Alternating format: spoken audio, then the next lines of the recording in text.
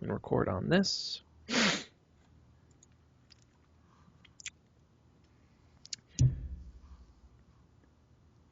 And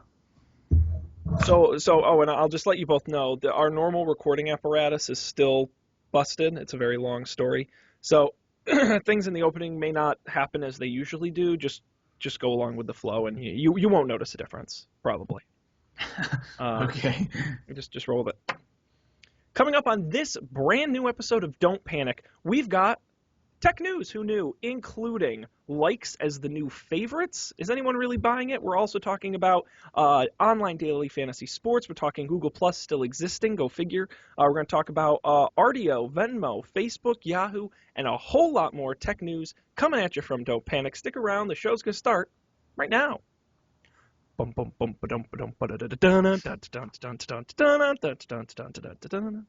This is Don't Panic, episode number 110, recorded November 23rd, 2015. On less Rdio, more likes, and Apple Cash.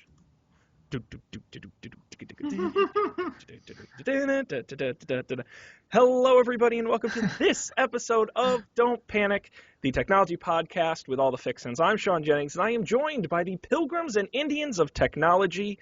They'll bring you together for a feast. It's Colby Rabidou and Dan Miller. Yeah. Gentlemen, Hey there. how we doing? Pretty good. Good to be back. Look, I know we had a long run. Well, was it just 1 week we No, skipped? it was 2 weeks. We missed 2 weeks. Oh, Yeah. wow. More That's importantly, great. Sean, how was the Netherlands? The Netherlands. My feedback is it's kind of like here, except a little different. Mm-hmm. And the three big takeaways I had were A, everyone rides on bicycles. True. B, everyone is really unnecessarily good looking. And 3, and this is my technology spin, I didn't see anybody, I almost didn't see anybody on their phones walking around texting or doing stuff. I saw very few people even with earbuds in. Like, I almost saw no one on their phones. It was amazing. It's crazy. It was just really like weird. they like live life there. And People were like talking to each other. What? I didn't know how to Whoa. feel about that. Yeah, I know. It was odd. That doesn't sound plausible. I didn't care for it. People were polite. It was very weird. It was a lovely time and a lovely country, and fortunate that I got to visit. Of course, I had to sit on the plane back, sit next to the guy who was coughing and sneezing and hacking for 8 hours straight. Naturally. So I have a bit of a cough, but it's that time of year. So what are you gonna do? Was that your first out of North American experience? It was my first international trip. I actually Very cool. did not realize in the U.S. when you go through airport security, you just kind of have that first checkpoint, and then you're just in the terminal. But apparently in Amsterdam, I did not know this. There are like 3 levels of security you have to go through, and they're not at the same place. So I got through the first layer of security and was like, oh, I got all this time. I'm like 2 hours early for my flight, so I like hang out. I'm on Twitter, and I'm like just hanging out.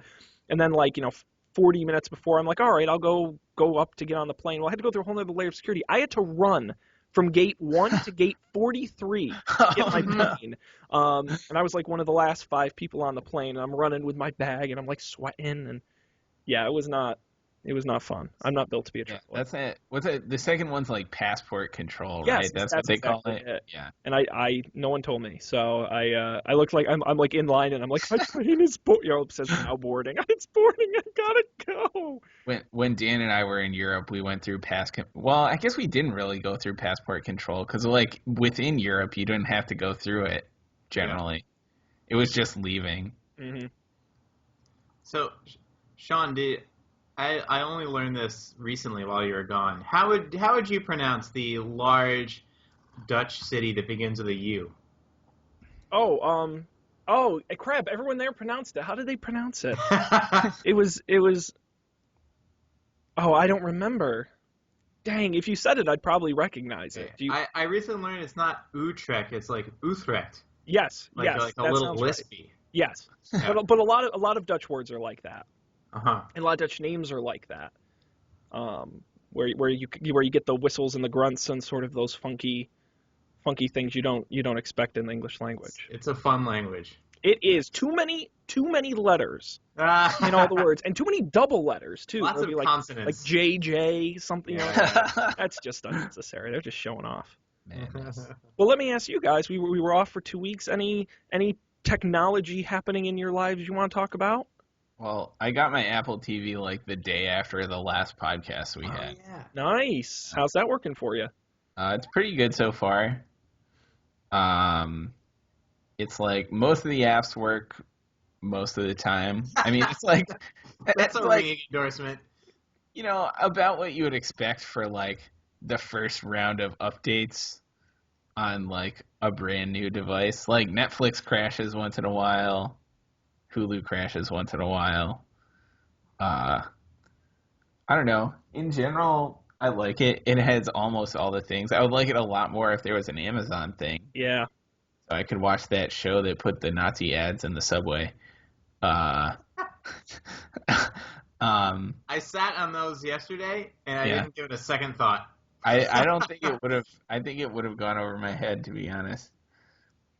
I did not find putting in all my passwords as excruciating as Twitter led me to believe it would be. Mm-hmm. It was no more or less excruciating than putting in all your passwords on any other new device you get, be that a TV or a PS4 or a new computer or a phone. Right. I thought that was a little overblown. Siri is kind of fun, but it also, I wish it did more. Maybe someday it will. Like, what I really want it to do, like, I want to be able to say, like, I know what show I want to watch, and I know generally which app I want to watch it in. So I want to be able to say, like, open Scrubs and play the most recent episode in Netflix, but it can't do that. It can only, like, search for shows right now. And then you want to go have directly past the search. Yeah, so at search, when you get to search, it has like Netflix, Hulu, etc. And so like if you click into Netflix, it like brings you to the most recent episode and starts playing it. So it's like sort of faster, but also sort of not faster.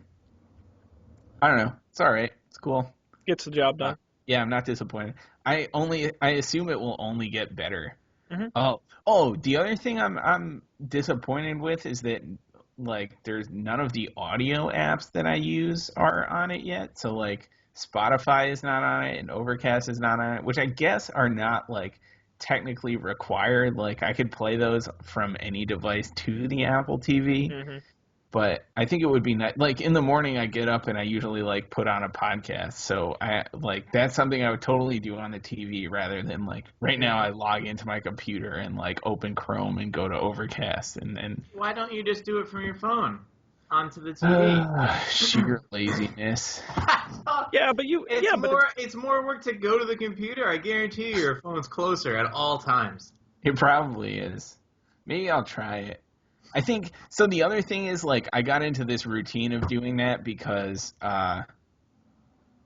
so I have like the Sonos play bar thing, and so I had this crazy thing set up to like let you use AirPlay with it. And so I was using that, and then when I upgraded my computers to the new Mac OS, they like changed something with that, so that forwarding thing stopped working, and it's pending an update in a classic open source software fashion. So I couldn't do that anymore, so that's why I started doing the computer thing. But I haven't readjusted to being able to use AirPlay again because I can use the Apple TV for AirPlay. So maybe that complaint isn't valid. But yeah, that's cool. On a Colby Rabidou feels good, feels bad scale, how's the Apple TV feeling? Feels pretty good. Feels pretty good. I think I'm excited for what it can become, and I think it can become something kind of cool. Have you played any games on it? Jill and I played Crossy Road, but that was it. I wasn't gonna pay any money for games. Yeah. Since I have a PS4, and also Fallout 4 came out, so I was playing that. Yeah, fair enough. Also, Fallout 4 is fantastic. Is it? I mean, I guess that'll be like my second pick. I just think it's a given, but it's very good. There's a lot to do. I mean, it's like shitty in the way that Bethesda games are always shitty. Like there's so many glitches, but I guess it gives it character a little bit. When you get stuck in a wall and have to reload from your last checkpoint. No, I like it a lot though. It's very. I've never had any bugs with it so far, but my hips haven't gotten sore from playing it yet either. Oh yeah, we weren't on the air. So I played so much the first week, and I have a very crappy couch. It's very uncomfortable. It's like really sunken in the middle. So like when you're sitting on it, like your hips aren't even. You're kind of crooked. And I woke up one day and my leg, like one side of my body was just like in pain. Like, you know how sometimes you get like a kink in your neck? It was like that, but like my whole like side. I was like, what is wrong? And then I sat on the couch and it got worse. And I was like, oh, this is what's wrong. That is a sign of a good game. Yep. You're physically hurting to play it. Yep. Wow. Yeah. So in any case, I took a couple days off, but I might have to go back to that after we finish here. That's fine. No one's gonna fault you on that. Dan, I know you saw the iPad Pro. Oh yeah, I saw it twice. Once I dropped a friend off at the train station, popped in the old Grand Central Apple Store, waited in line to get to one of the ones with a pen. Played with a pen. It was really cool. I would never use it, so. But it was very responsive. It felt really nice. It was just a big iPad? Was that sort of your takeaway? Yeah. I mean, I wanted to see the pen. I thought that was neat. Yeah, it was just a big iPad. I don't remember there being anything. Like, so few apps are probably going to take advantage of the big screen, and none of the ones that will are things that I will ever use. And it's not that much more portable than a tiny MacBook or a MacBook Air is to make me really be like, oh, I can do so much more with this, like, per pound. The keyboard was really nice. I liked it, but I tried the old Surface Pro actual keyboard, like the physical one, and I tried the rubber one, and I didn't like those at all. I actually like this one better than the tiny MacBook keyboard. Because it's rubbery, the keys are just a little bit taller, even though they are just as shallow in terms of like their clickiness. So I was really pleasantly surprised with the keyboard. But then one of the designers got one at work, but of course they couldn't get a pencil, so he wasn't terribly enthused. Bummer. But yeah, I got to see an in the wild one. Nice. Yeah, I wonder because that's Logitech is building the keyboard, right? That's not Apple's. No, there's an Apple keyboard. No, you're right. They do have one. It looks like the smart cover, but it's also the keyboard. Okay, yeah. For some reason, Logitech is building one, but I forgot Apple's also building one. I wonder. Logitech had one in the store actually. Yeah, and that also got good reviews. I wonder if Apple has any plans to roll out the keyboard to like the iPad Air. If that's because there are a lot of keyboard accessories. It's not unusual for the iPad Air. I wonder if Apple will ever do that. Yeah, I think it would be a little too narrow. Yeah. On an iPad Air. What I usually recommend people do is just get a full-size Bluetooth keyboard, and just not because if you're on the go, do you really need a keyboard? No, it's really for your desk. Just get a real keyboard, and connect it with Bluetooth. Yeah, and I love my iPad Air. But I like it because it's a leisure computer when I'm not doing work. If I ever had to do work, no keyboard would make it any better. Yeah. Yeah. So I have tried using a Bluetooth keyboard with an iPad before, and the thing I found most frustrating was that like there aren't any keyboard shortcuts for like navigating around. Oh, interesting. So like you can't like select an app on the home screen with the keyboard. So it's like, okay, well I guess I'm just not going to use this anymore because it's really annoying. Yeah.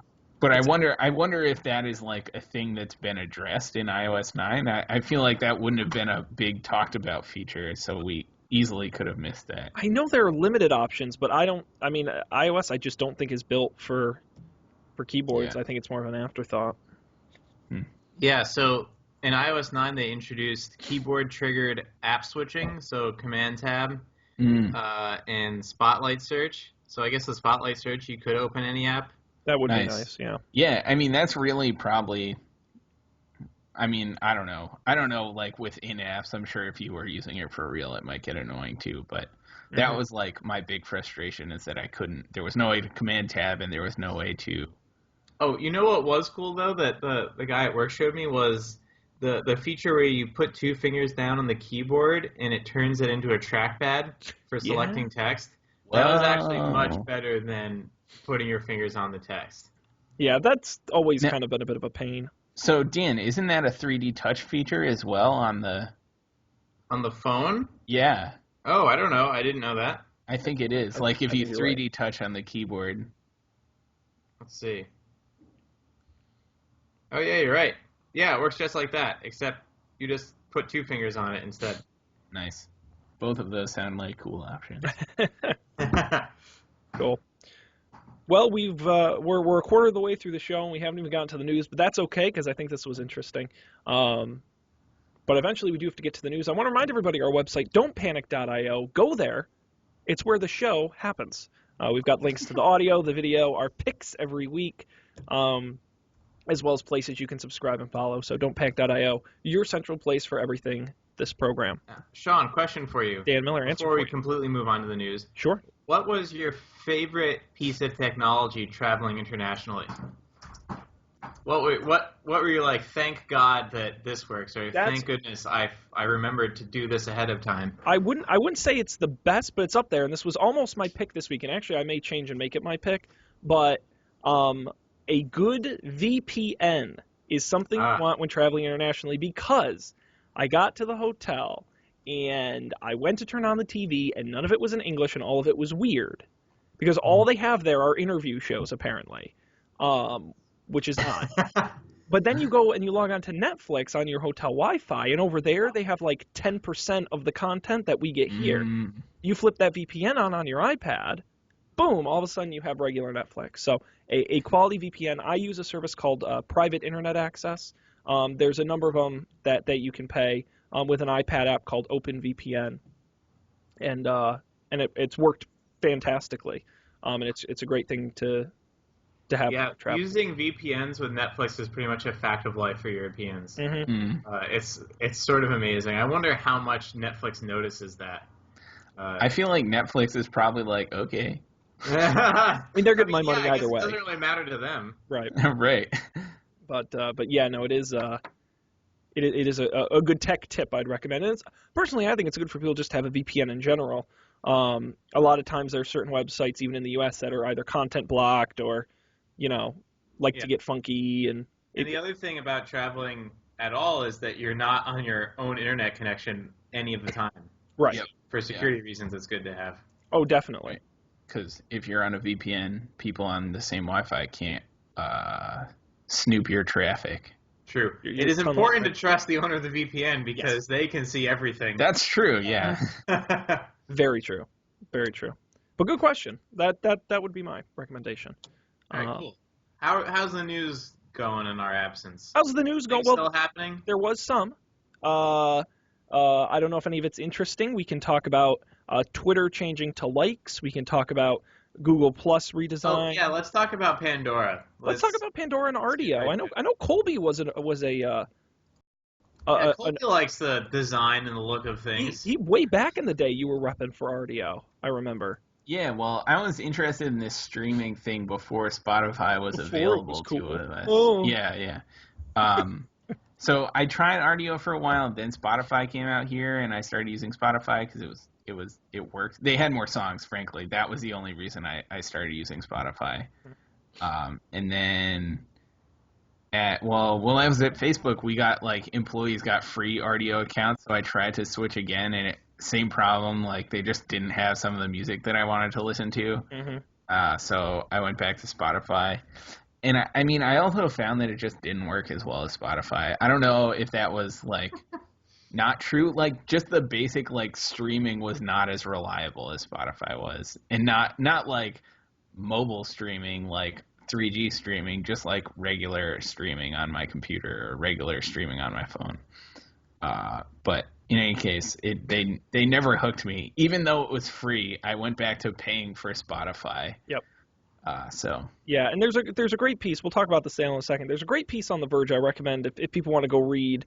That's kind of a retrospective of what happened to Rdio, and it's kind of what you described, where they focused on the wrong features and they placed bets in places that didn't pan out for them, and they didn't see Spotify coming soon enough. Sadly, Rdio is no more. They're filing for bankruptcy and selling key assets for $75 million to none other than Pandora, the streaming music service that currently exists already. So it's believed the parts they're buying are more of the on-demand music side. Now, if you know Pandora currently, you suggest a song that makes a radio station, but you don't have much control. It's really up to Pandora as to what music you hear.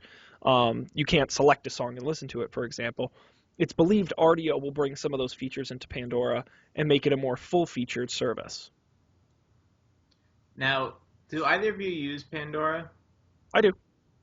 Oh, I've been a long time Pandora guy, and I I really only still use it because Pandora just knows me by now after years of using it. But I find it a very good, useful service if you're just willing to let it pitch up songs to you. yeah. And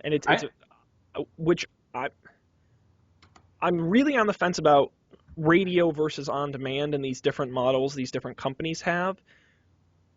And my gut tells me people don't want the radio side. They want the on-demand side, because I think people just naturally like having choices, which you don't get with the radio. But then I see Apple Music and Beats Radio having all the success, and Pandora having a lot of success. So I really don't know what the right answer is. I think people want some choice. Like, I think I don't know, there are times when people want to just listen to radio or listen to like songs they don't know, and there are times when people want to listen to their music. Which, I mean, I am general. I would say the vast majority of times I want to listen to my music.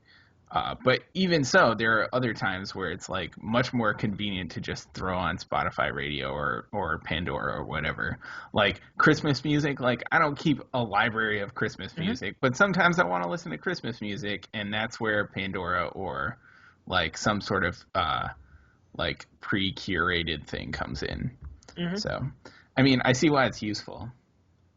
I did always wish, when I did use Pandora more, I always wished like I could like start a station based on a song and hear that song first. Yeah.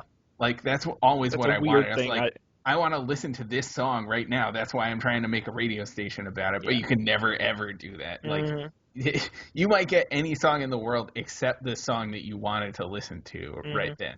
So I think, I mean, if they could do stuff like that, that might be cool.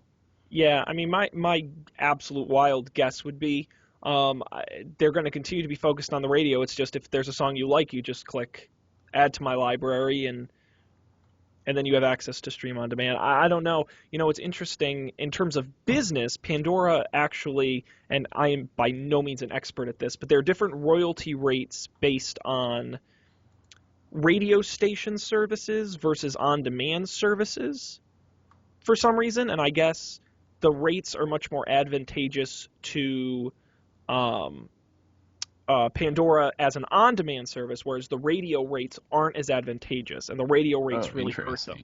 I guess that's what the internet tells me. It'll give them a lot of traction in that area right away. It's interesting. Pandora also recently acquired a ticket selling service called Ticketfly, which sells concert tickets. So I think they're really trying to break out to be your one-stop music solution. And it'll be interesting to see if they gain traction in this area. I mean, I don't know. I'd be interested, Cole, because you're such a long-time Spotify user. What would it take for you to change to another service? I mean, you're pretty heavily invested in Spotify. at this point? To be honest, I think it would have to be something like Spotify doing something so outrageous that I couldn't live with anymore. Or Pandora's free, and is it a cost thing? I'm just no, trying to think of what it's not Pandora really a cost thing for me because, I mean, what is Spotify like? It's a Like few 10 bucks, bucks, 10 yeah. bucks a month, right? Like it's not, that's a certainly not noticeable when compared to the other bills I pay every month. Mm-hmm. And it's something I use every single day.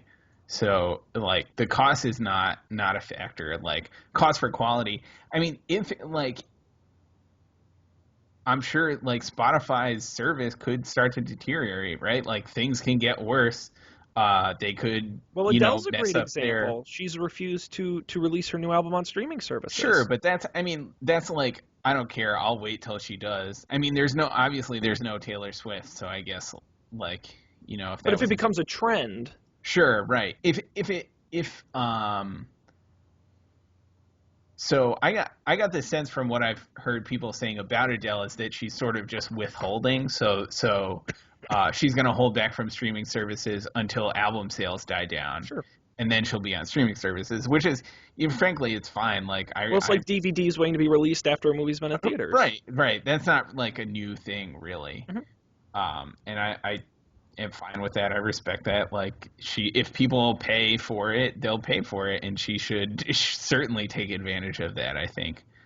I'm not like particularly invested in Adele, so I'll probably just wait till, her album's out on Spotify in a couple months.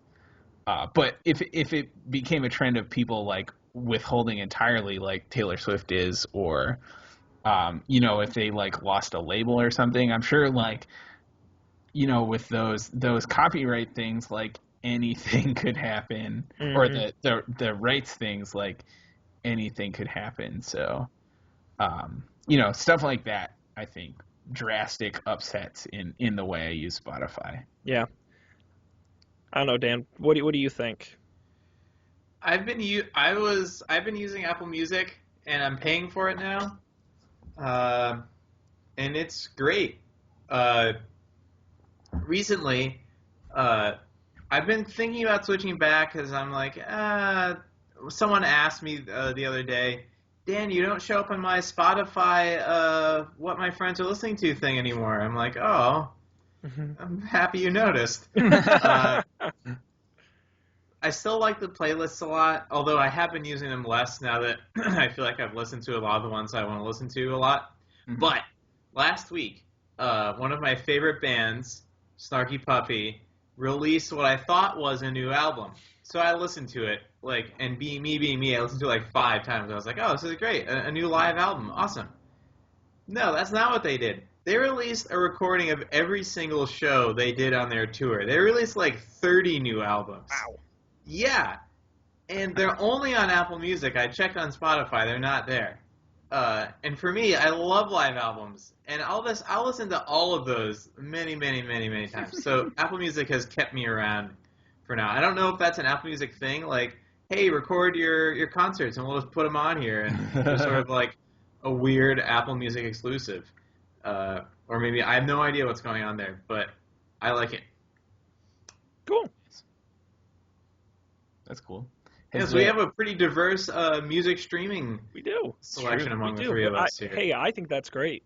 Yeah, finally. Competition is good. Finally, we disagree on something. I think we can all agree music is great. We do like the music. All right, let's continue on here in the news. What else are we going to discuss? We can talk Facebook's new app, Yahoo and ad blockers, the new Apple Watch charging dock. Anything in particular? One of these I wanted to talk about. Google, I mean, we can talk about Google Plus. Like, they're really still trying. Yeah. I don't understand. Well, that's exactly what we'll talk about. Google Plus getting a major redesign this week, focusing on communities and collections, which is interesting because that's really been the area of Google Plus that has seen traction. Are the communities and collections? It's available today if you opt in. So if you go to Google Plus, which I did for the first time in, I kid you not, like 2 years, it will prompt you, and you can enable it on your page. They claim it's, quote, easier to post, search, connect, and keep up with great content. You can judge it for yourself. The new redesign by going to plus.google.com. Visually, I think it looks better. It's certainly more on brand with the new design they're operating with. But, don't get too excited. It's kind of the same rectangle news you're used to seeing that you're used to seeing everywhere else. It's put it this way, it's a very subtle change, I would say, mostly in just sort of the broad pieces. Nothing really too different. I don't know. Excuse me. As to your question, Colby, why is Google Plus still a thing, and does anyone still use Google Plus? To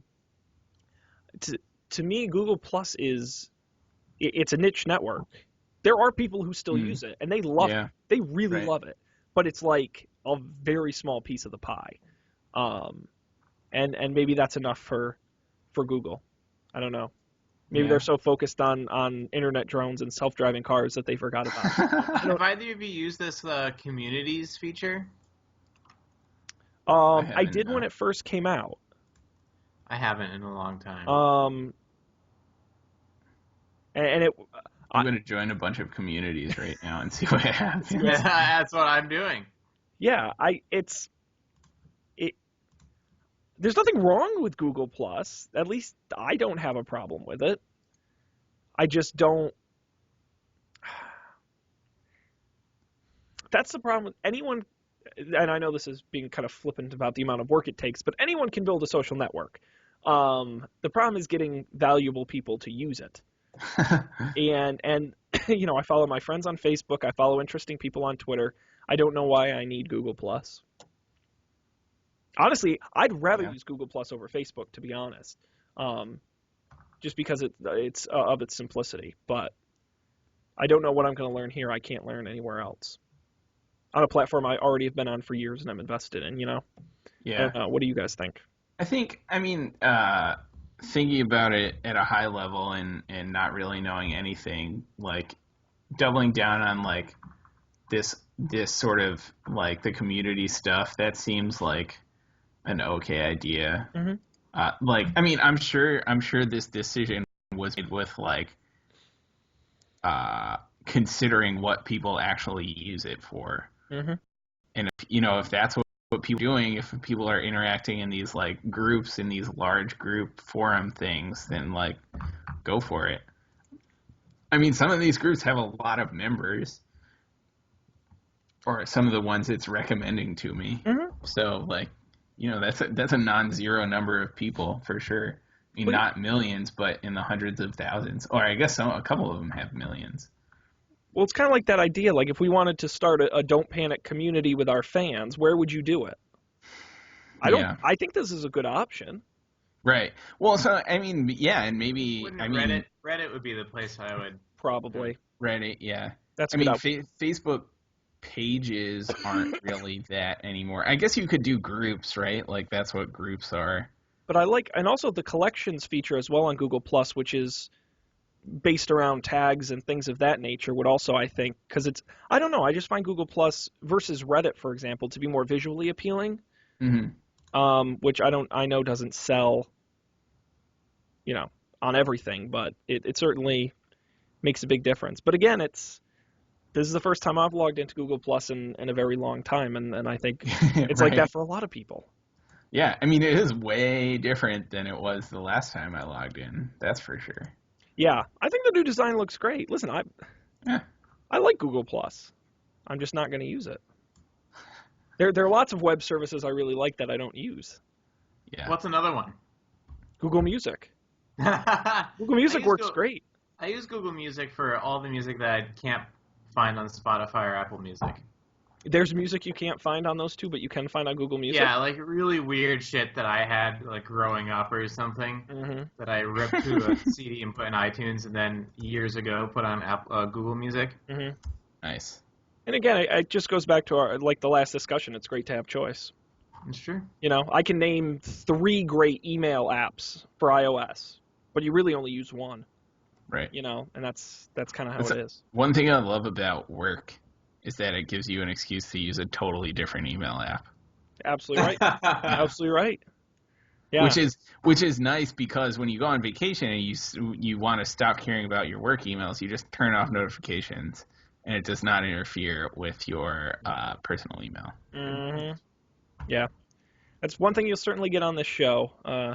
Cool new alternatives to the stuff you already use, like Google Plus. Excuse me. Let's see what else on here has us excited. Let's talk about Apple Pay real quick. I have not been able to figure out how to use Apple Pay on my. I can only use it on the watch. How the fuck do you do it? You double tap the home button when it's locked. Yeah. And then it's like there. I don't know. Like it took me a long time to figure out that. I did finally figure out yesterday that was what you're supposed to do. Mm-hmm. And I tapped it, and nothing happened. You tapped it like at a store? Yeah. And then one that works with my watch. Anyways, Apple Pay might become more like Venmo. Yeah, apparently, according to Wall Street Journal, Apple is in talks with major U.S. banks to build person-to-person mobile payments for launch possibly in 2016. Other blogs are agreeing as well. The deals are being worked out. They're saying, however, it would be linked to Apple Pay and include major banks like J.P. Morgan Chase, Wells Fargo, U.S. Bancorp, and Capital One. Yeah, that would be cool. I think it would be fine. I'm trying to decide, like naively, it doesn't matter because I think most of the people I know have Venmo. So, like, whether it's this or Venmo, it actually doesn't matter to me.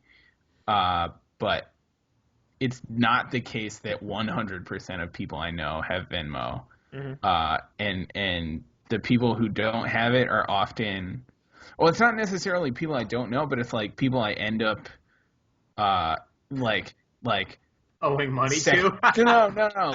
Like second degree connections, like friends of friends that you are out at dinner with, and it's like I don't know them well enough to like shame them into getting Venmo.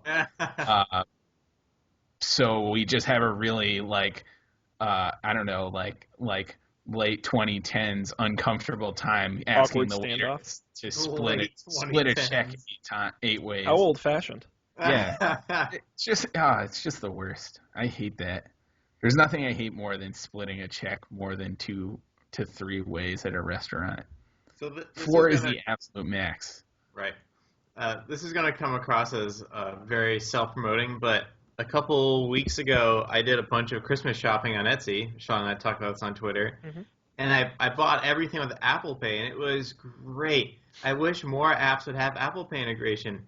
Like, you just press the buy button, and it's like, okay, you're done. There's no, like, please confirm your CVV number. Please enter your PayPal password. It was fantastic. Mm-hmm. So Apple Pay, I think that part of Apple Pay is downplayed. Like, the fact that your Pinterest or whatever app can just so easily have a buy button that works so frictionless and easily with all your customers. Now, does using Apple Pay, like, I assume they take a transaction fee. I kid you not, I literally just Googled that because I was wondering, like, why aren't more apps using it? And according to this, Apple is eligible for a 0.15% cut of purchase value for every payment made with Apple Pay. Okay. So not giant, but, you know, it's not nothing either. 1/10%. Yeah, so I guess that's for pretty every minor. $100. Yeah. Right. I feel like there are some things that would be more than that. Like if you're using Square, Square's fees are more than that. I mean, obviously Square's not for online transactions, but well, yeah, and Square's you're still paying because that's not to Square. Square takes a piece of that, but it's also to Visa or whomever. You're still going to pay that through Apple Pay. Oh. So this is in addition to whatever 3% or whatever Visa or MasterCard charges. Right. I gotcha. That's annoying. Yeah. But again, if like Dan said, if it's going to get you to spend more on the Etsy app or on any other app, then Right. is 0.15% worth it? Right. Yeah. Well, I mean, I feel It like just has to be 0.15% worth it. You can measure it and find out. There you go. that's true. Yeah. I think with the person-to-person payments, what I like is Apple's control over hardware may finally allow I point my phone at your phone and pay you money over NFC convenience that I feel like Colby, like you at the table, where you don't even have to learn the person's name. You just Right. tap That would phones. be cool. And Apple's situated to do that. Right. Yeah, everyone, like, you get a 4-digit PIN. Mhm. Everyone at the table types it into something, and then it blinks, puts the check, and everyone's done. Yeah. Yeah. I mean, No contact sharing and necessary. Apple could absolutely do that. We should tell Joey to build that into his app thing. Yeah. Another idea I had, actually playing off of the Apple TV setup experience. Colby, did the tap your phone on the TV thing work for you? Yeah. Yeah, me Yeah, too. we're totally fine. The Wait, next do you have an Apple TV? Yeah. Sorry, I just Oh. I let you run with it. You're doing a great job. Well, thanks for sharing. What I want, like, I kind of want wireless headphones. Like, I kind of wish that wireless headphones were just what headphones are, but they're not. And I think one of the reasons they're not is because it's such a pain in the butt to set up. And the pairing and the moving between the things.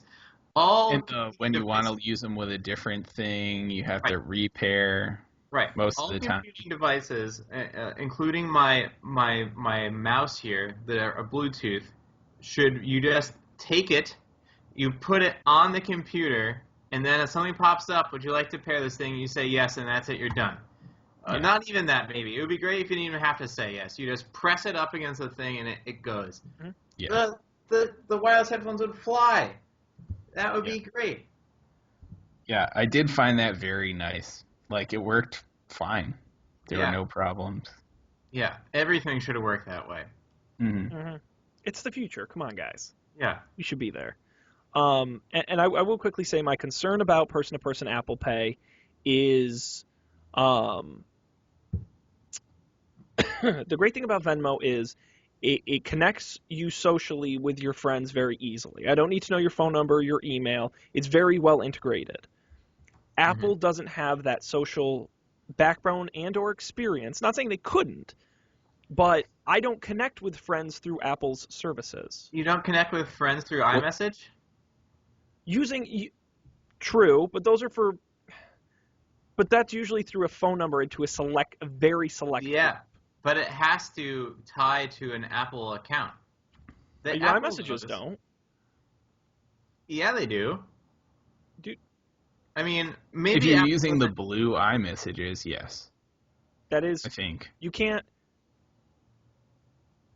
like, you're texting a number, but Apple knows that number also has an Apple ID associated with it. Which is why if you ever switch off of an iPhone, which, as you might remember, I did like approximately 2.5 years ago, it's a huge pain in the ass because Apple swallows all all your text messages. And that's kind of my point, is that my contacts list is significantly smaller than my social network. Sure.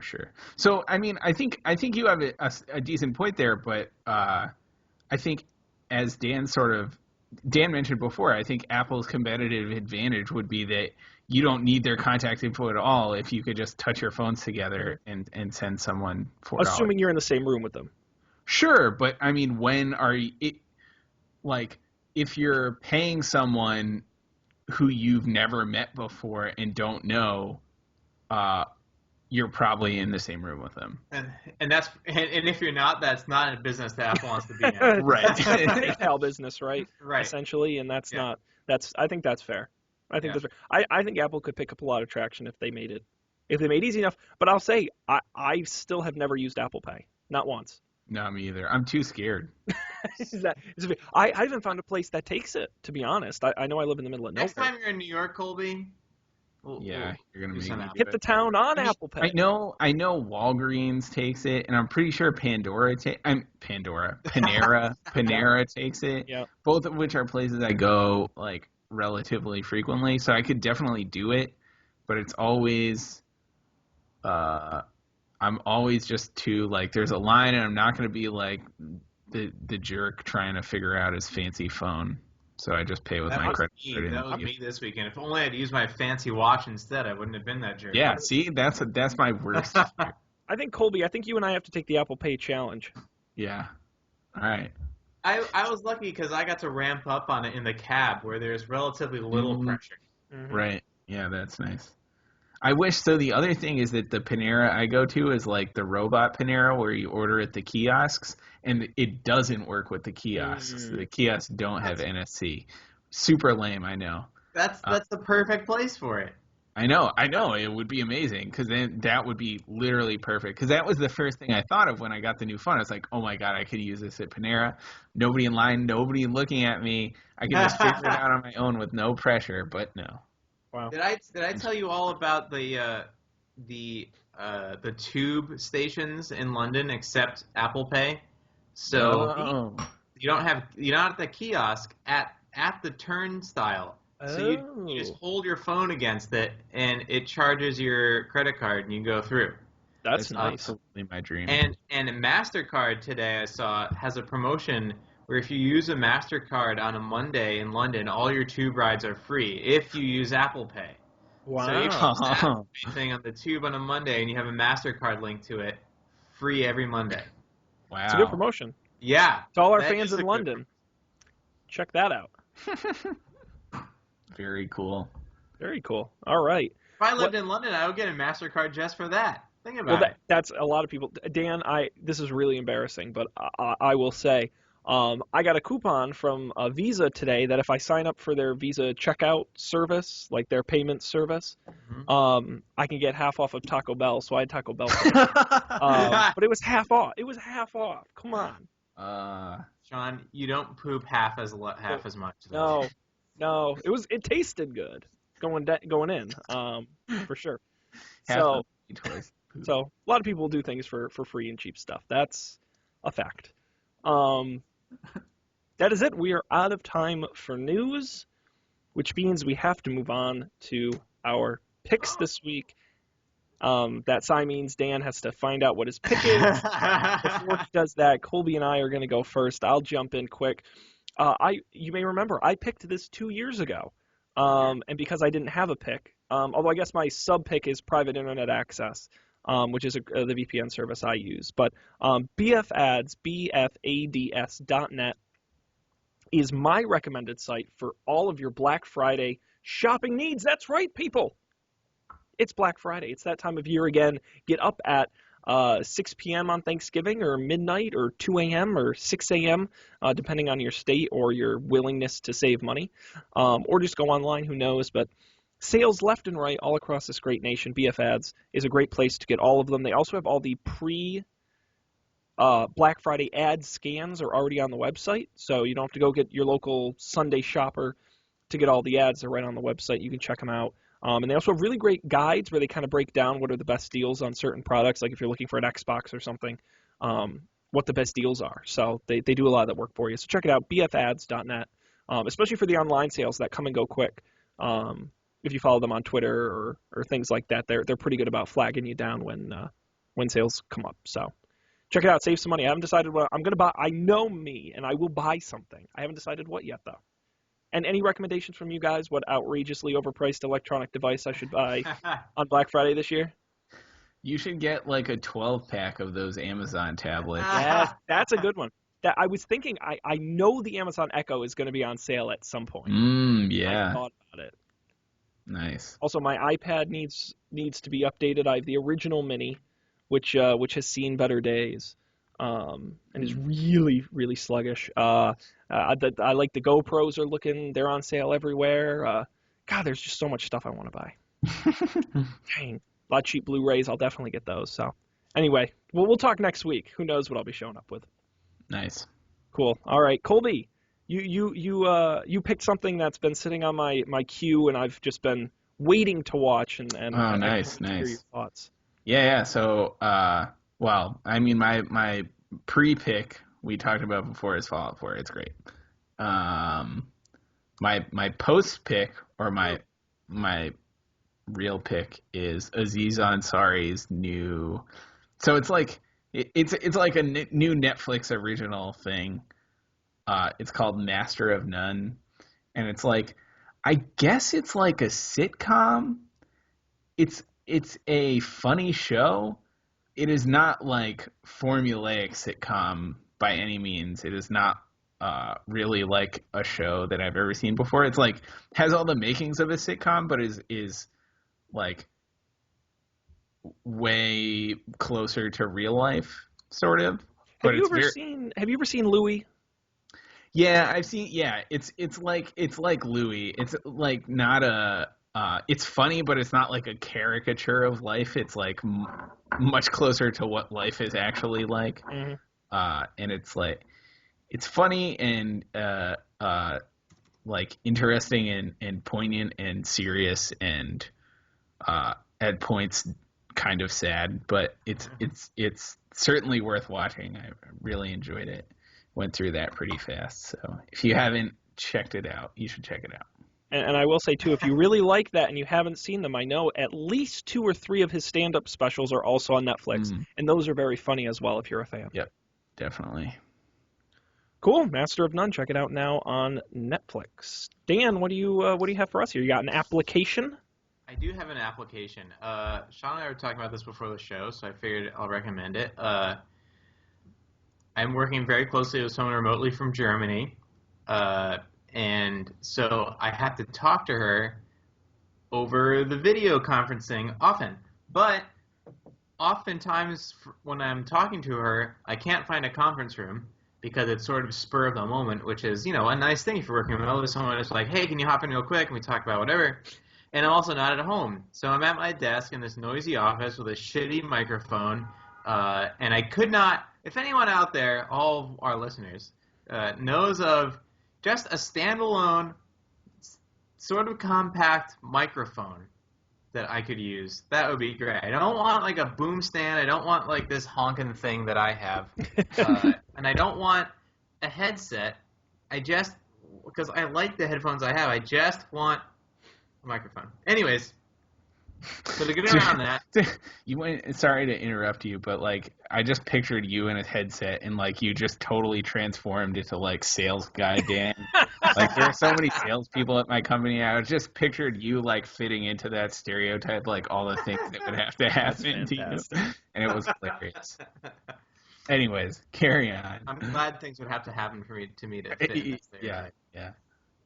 So I bought an app called Shush. It's a Mac, an OS X app, and it just does one of two things. It's either push to talk or push to mute, hardware or software keyboard shortcut for your operating system. So I have it set up for push to talk so that when we're pair programming or talking and I'm not talking, I sort of reflexively take my hand off the keyboard so the microphone on my laptop isn't picking up all the people talking about whatever the hell around me. Because if I'm talking into it, the mic is pretty good about only picking up my voice.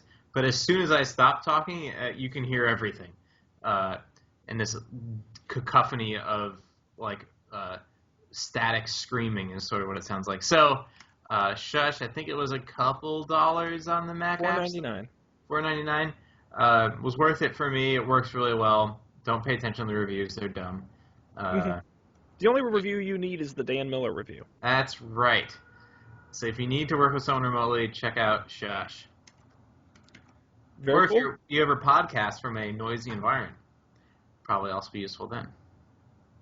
Do bet. Check it out. We'll have links to all of these on the website, don'tpanic.io, along with this episode. Gentlemen, that is it. We've reached our grand conclusion. Is there anything else you would like to discuss tonight? If you write PHP code and you want to use Apple Pay, we released a PHP extension to use Apple Pay. I saw that. So cool. Now, talking to me that. like I'm an idiot, what does that mean? It means that you can use this really popular programming language to accept Apple Pay payments. Oh, so if I'm like an app developer, I can just easily bring in Apple Pay? Yeah, you've got your iOS app, and you've got like a really dumb PHP backend because like that's all you need for an iOS app, and you want to accept Apple Pay. but you don't want to pay Square or Stripe any money or people like that, do it yourself. Do it directly. That's cool. Congratulations. Thanks. Etsy, they do nice things. Nearly nothing. Aw. That's great though. Any other plugs anyone wants to make? No, I got nothing to plug. How about this? How about I'll plug Colby and Dan on the latest episode of the Goldilocks Zone. Oh, yeah. You can listen to them along with myself and Matt Mariani playing Dungeons and Dragons. We had our Guess big who I saw on Saturday? Matt Mariani? Yeah. Oh, he was in New York City. Did you run into him? Yeah. Like by accident? No, we were both at the same party. Oh, wow. Whoa. That's crazy. Yeah, in Brooklyn. Wow. Matt Mariani in a long time. I assumed he only went to New York City for the Chick-fil-A and then immediately left. So, I'm glad to know he does some other stuff while he's there. That's awesome. fantastic. Yeah, listen to him and us, and we have our big epic battle against Clark, the bugbear, and his dire wolf. And one of us comes perilously close to death. Do we live? Do we die? You'll have to tune in to find out. GoldilocksShow.com and SoundCloud.com/GoldilocksShow. And I talked with Matt this coming week. We're back to our regular format, and the two of us are going to be discussing board games, some of your favorites. Very cool. And we were pinging back and forth all of our favorites. Don't Wake Daddy and Mousetrap, and some of these classic games that we'll be talking about. So check that out as well. Nice. I think that's it for this show. We'll be back next Monday night with another episode full of tech news. I can't imagine there'll be much over the holiday weekend, but we'll find some. We'll come up with something to talk about. We spent the first quarter of the show talking about just what we're up to. So are you guys planning on going out and buying anything for Black Friday? No. No, you're all set. No, I'm going to forget about it. You forget about it. That's better. Your bank account will thank you. That you. I might not forget about the Steam sale. I usually tend to not forget about that. Yeah, that's a tricky one. The Steam sale always gets me, and the thing about Steam is I rarely play games on my computer, but I always buy something on the Steam sale. I think they count on that.